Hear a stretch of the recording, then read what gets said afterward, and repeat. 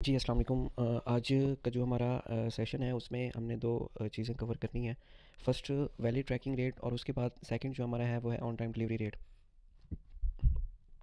क्योंकि आजकल हमारी शॉप पे इस तरह की जो है ना हमें वायलेशन शो हो रही है कि या तो वो वैलिड ट्रैकिंग रेट की वजह से होती है या ऑन टाइम डिलीवरी रेट की वजह से या फिर 24 और कस्टमर रिस्पांस रेट की वजह से। अब इन चीज़ों को आज हम डिस्कस करेंगे और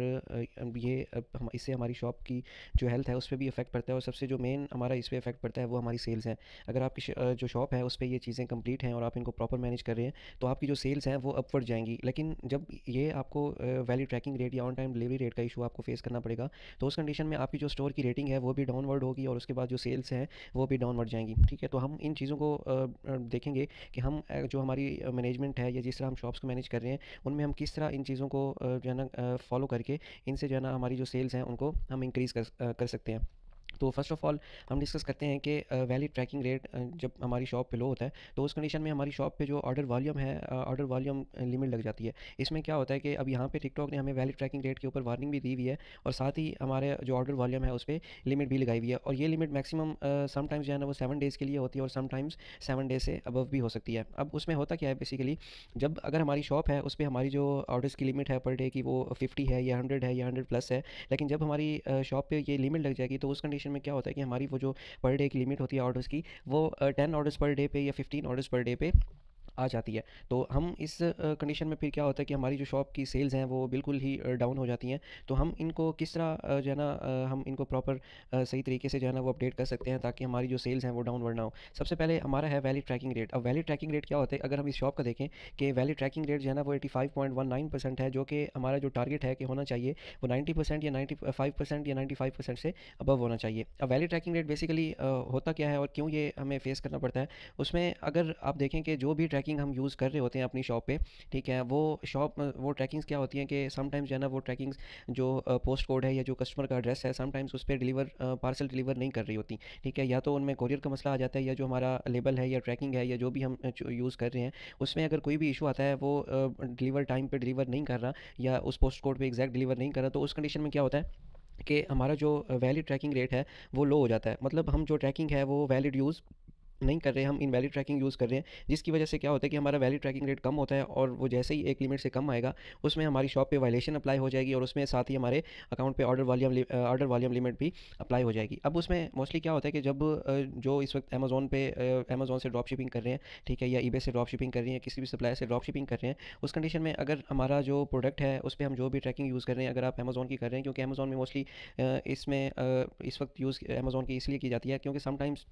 हमारा जो अमेज़न का पार्सल है वो विद इन 1 डे या विद इन 2 डेज़ डिलीवर नहीं होता। उसमें फिर क्या होता है कि हम अमेज़न की ट्रैकिंग यूज़ करते हैं। अमेज़न की ट्रैकिंग से बेसिकली क्या होता है कि ये ट्रैकिंग हमारा स्टेटस चेंज नहीं करती, ठीक है, लेकिन उसमें हमें ट्रैकिंग चेंज करने के लिए टिकटॉक कहता है कि अगर हम कोई भी ट्रैकिंग यूज़ कर रहे हैं, ठीक है, और हमने बाद में ट्रैकिंग चेंज करनी है वो वाली, तो हमारे पास 36 ऑवर्स होते हैं। 36 ऑवर्स में हमने जो भी हमारा एग्जैक्ट हमारी ट्रैकिंग है जो बिल्कुल करेक्ट है वो हमने अगर यूज़ करनी है तो विद इन 36 ऑवर्स हम ट्रैकिंग चेंज कर सकते हैं। ठीक है, उस कंडीशन में क्या होता है कि अगर आपका पार्सल 1 दिन में या 2 दिन में डिलीवर नहीं हुआ और आपने ट्रैकिंग भी लाजमी पुट करनी है, आपका टाइम जो है ना वो हो गया ट्रैकिंग पुट करने का, तो आप अमेज़न की ट्रैकिंग पुट करते हैं। उस कंडीशन में फिर आप जो है ना वो नेक्स्ट डे या विद इन 36 आवर्स अपनी जो भी ट्रैकिंग होती है उसको आप चेंज कर लेते हैं। अच्छा, अब इसमें क्या होता है कि जब आप अमेज़न की ट्रैकिंग पुट कर रहे होते हैं या एवरी की या कोई भी ट्रैकिंग आप जो पुट करेंगे, ठीक है, उसमें अगर तो वो ट्रैकिंग आपका जो स्टेटस है उसका अपडेट हो रहा है, वो ट्रैकिंग इन ट्रांजिट में चली गई है और वो अपने टाइम पे डिलीवर हो गई है, तो वो आपकी ट्रैकिंग बिल्कुल वैलिड है। लेकिन जब आप ट्रैकिंग ऐसे यूज़ करेंगे जो स्टेटस जिसका अपडेट नहीं होगा और उसका आपको यहाँ पे क्या होता है कि उसमें समटाइम्स आपको यहाँ पे नो ट्रैकिंग डाटा फाउंड का एरर भी शो हो रहा होता है कि ये जो ट्रैकिंग है इसे हमें डाटा नहीं मिल रहा और ये ट्रैकिंग अपना रिजल्ट नहीं चेंज कर रही, तो उस कंडीशन में वो आपकी जो ट्रैकिंग है वो वैलिड कंसिडर नहीं होती, वो आपकी इनवैलिड ट्रैकिंग होती है, जिसकी वजह से जो आपका वैलिड ट्रैकिंग रेट है, अगर ये इशू मैक्सिमम ऑर्डर्स के साथ होता है तो आपका जो वैलिड ट्रैकिंग रेट है वो कम हो जाता है। तो उस कंडीशन में फिर आपकी शॉप पे लिमिटेशंस अप्लाई हो सकती हैं और वायलेशंस भी लग सकती हैं। ठीक है, आप अगर इस चीज़ को जो है ना वो फेस कर रहे हैं तो आप इस चीज़ पे फोकस करें कि आप इसको किस तरह रिजॉल्व कर सकते हैं। अगर आपका जो पार्सल है उसमें कोई भी इशू आ रहा है, उसकी ट्रैकिंग में जो है ना वो नो ट्रैकिंग डाटा फाउंड का एरर आ रहा है या कोई भी और एरर आ रहा है, तो आप उसको टाइमली जो है ना वो रिजॉल्व करके उसका स्टेटस चेंज करवाएं ताकि आपका जो वैलिड ट्रैकिंग रेट है ये डाउनवर्ड ना जाए और वरना आपकी जो सेल्स है वो बिल्कुल ही स्टॉप हो जाएंगी। अच्छा, अब उसमें हमारा एक तो ये हो गया, दूसरा हमारा जो इशू है on time delivery rate. On time delivery rate basically क्या होता है, अगर यहाँ पे हम देखें, ठीक है, जो ऑन टाइम डिलीवरी रेट का टारगेट है वो आपका 70% होना चाहिए या 70 से अबव होना चाहिए। इस शॉप का 88.110 है, तो इसमें इतना इशू नहीं है, ठीक है। लेकिन आपने क्या करना है कि आपने इसको कोशिश करनी है, आपने 100% इसको मेंटेन करना है। 100% मेंटेन करना इतना मुश्किल नहीं है। अगर आप अपनी जो ऑर्डर प्रोसेसिंग है, मैं आप इसको एक्सप्लेन करता हूँ कि आप इसको किस तरह जो है ना वो 100% तक मेंटेन कर सकते हैं। अब इसमें ऑन टाइम डिलीवरी रेट में मोस्टली क्या होता है कि जब आपका ऑन टाइम डिलीवरी रेट 100% होगा, उसमें जो एक बायर है उसका ट्रस्ट बिल्ड होगा, क्योंकि आप टाइमली अपने जो पार्सल्स हैं वो डिलीवर करवा रहे हैं, और टिकटॉक जो है ना आपको ये लेबल दे रहा है कि ये जो सेलर है ये इसका डिलीवरी रेट 100% है, ऑन टाइम डिलीवरी रेट। तो उस कंडीशन में आपकी जो सेल्स हैं वो भी इंक्रीज़ होती हैं। और अगर इन दो चीज़ों को ही देख लें, आप अगर इनको प्रॉपर मैनेज करके आप रिजल्ट्स को भी एनालाइज़ कर सकते हैं कि अगर ये प्रॉपर आपके 100% हैं तब आपके रिजल्ट्स और होंगे, लेकिन अगर ये डाउनवर्ड जा रहे हैं या इनमें कोई भी इशू है तो आपके जो रिजल्ट्स हैं वो भी डाउनवर्ड जाएंगे, सेल्स आपकी बिल्कुल डाउन हो जाएंगी। अच्छा, उसमें क्या होता है कि हम जो ऑन टाइम डिलीवरी रेट है इसको अगर हम मेंटेन करना चाह रहे हैं, उसमें हमारे पास एक ऑप्शन होता है, जब हम किसी भी ऑर्डर की ट्रैकिंग जब हम उसको पुट कर देंगे, ठीक है, और वो ट्रैकिंग क्या है कि अपना जो स्टेटस है वो अपडेट कर रही है और वो ट्रैकिंग डिलीवर हो रही है, तो उसमें हमने क्या चीज़ चेक करनी है कि अगर हमारे पास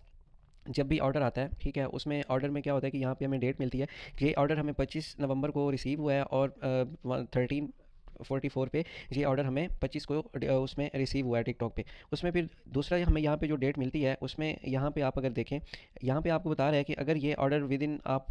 3 डेज़ या 72 आवर्स, अगर 28 से पहले पहले आप इसको अगर ट्रैकिंग नहीं देंगे तो उसमें आपके अकाउंट पे क्या होगा कि लेट डिस्पैच रेट आपके ऊपर लग जाएगा आपके इस ऑर्डर पे, ठीक है। अच्छा, उसमें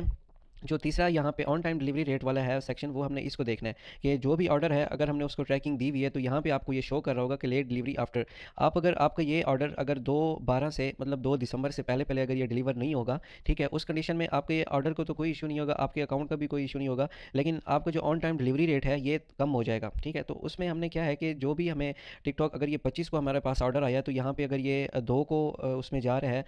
लेट डिलीवरी में, मतलब 7 डेज़ है, 7 डेज़ में हमने क्या करना है कि अपने ऑर्डर को डिलीवर करवाना है। अगर वो डिलीवर हो गया या जो भी हमने ट्रैकिंग यूज़ की हुई है उस पे, और वो ट्रैकिंग अगर अपना स्टेटस अपडेट नहीं कर रही, तो उस कंडीशन में क्या है कि हमने अपना जो पार्सल है उसको डिलीवर करवा के इसका स्टेटस चेंज करना है, ठीक है। और अगर आपका जो ऑर्डर है वो 2 से पहले पहले डिलीवर हो जाता है तो फिर आपका जो ऑन टाइम डिलीवरी रेट है उसके ऊपर कोई इफेक्ट नहीं पड़ेगा, और आपका जो वो 100% ही रहेगा, ठीक है। अच्छा, उसमें यहाँ पे अगर आप देखें, ये जो तीसरा हमारा पॉइंट है ऑटो कैंसिल रेट। अब ऑटो कैंसिल डेट, अब अगर आपने ट्रैकिंग दी हुई है, उसके बाद आपकी ट्रैकिंग पड़ी हुई है, आपने उस ऑर्डर को अपडेट नहीं किया और वो उसकी ट्रैकिंग भी अपडेट नहीं हो रही, तो 2 दिसंबर पे आपके ऊपर जो है ना वो on time delivery rate apply हो जाएगा, लेकिन 5 दिसंबर को आपका वो ऑर्डर कैंसिल हो जाएगा। टिकटॉक आपका वो ऑर्डर ऑटोमेटिकली कैंसिल कर देगा और कस्टमर को रिफंड इशू कर देगा। तो ये दो चीज़ें हैं। अब यहाँ पे अगर आप देखें, ठीक है, ये एक ऑर्डर है, और इस ऑर्डर ये जो ऑर्डर की रिसीविंग डेट है, ठीक है, ये हमारे पास है 15 नवंबर, ठीक है। और इस पे जो लेट डिलीवरी, जो ऑन टाइम डिलीवरी रेट था, वो अगर तो 20 से पहले पहले ये अपडेट होता तो हमारा जो ऑन टाइम डिलीवरी रेट होता उसके ऊपर कोई इफेक्ट ना होता। लेकिन आप अगर यहाँ पे देखें तो ये आज हमारी जो डेट है वो 29 है, और यहाँ पे 20 हमारे पास डेट थी, तो इस स्टोर पे क्या है कि जो ऑन टाइम डिलीवरी रेट है उसके ऊपर इफेक्ट पड़ेगा अगर ये इन ऑर्डर्स का इशू, मतलब इसी तरह के और ऑर्डर्स का भी अगर इशू आता है तो, ठीक है। तो कोशिश करनी है कि हमारे एक भी ऑर्डर का ये इशू ना बने, ठीक है। उस कंडीशन में फिर क्या होता है कि हमारा ऑन टाइम डिलीवरी रेट 100% रहेगा, और हमारे स्टोर की जो हेल्थ है वो भी मेंटेन रहेगी, और हमारी सेल्स इंक्रीज़ होती रहेंगी। अच्छा, उसमें यहाँ पे हमने एक और चीज़ देखनी है। अब ये एक स्टोर है जी, इसको आप देखें, इसका ऑन टाइम डिलीवरी रेट 96% है जो टारगेट से अबव है, और वैलिड ट्रैकिंग रेट भी 98% है जो टारगेट से अबव है। तो इस स्टोर की अगर आप यहाँ पे सेल्स देखें, ठीक है, तो आपको इसकी सेल्स से भी आइडिया हो जाएगा कि अगर आप इन चीज़ों को प्रॉपर मेंटेन कर रहे हैं, ठीक है। उसमें अब एक तो ये होते हैं, उसके बाद 24 और रिस्पॉन्स रेट आपका है, उसके बाद आपके नेगेटिव रिव्यू रेट है। तो ये सारी चीज़ें अगर आप प्रॉपर मेंटेन कर रहे हैं तो आप अपने स्टोर पर जो है ना इस तरह की सेल्स ईजिली जो है ना जनरेट कर सकते हैं, ये कोई इतना बड़ा इशू नहीं है। लेकिन उसमें क्या है कि आपके जो ऑर्डर्स हैं आप उनको टाइमली अपडेट करें, उनकी ट्रैकिंग्स को टाइमली अपडेट करें, और कस्टमर्स को प्रॉपर जो है ना वो रिस्पॉन्स दें।